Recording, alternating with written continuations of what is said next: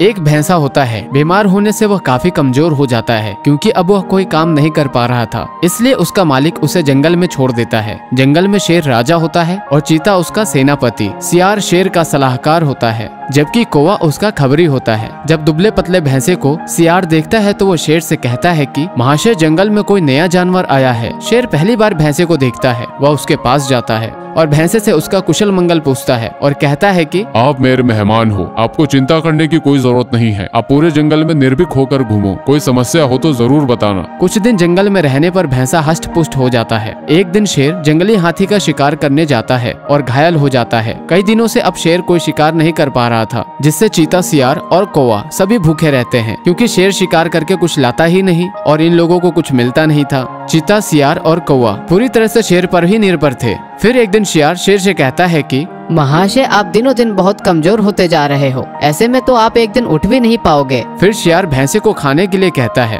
उस पर शेर कहता है कि नहीं नहीं नहीं, वो मेरा मेहमान है, उसका शिकार हम नहीं कर सकते। फिर सियार कहता है कि अगर वह खुद आपको समर्पित करे तो। इस पर शेर कहता है कि फिर ठीक है।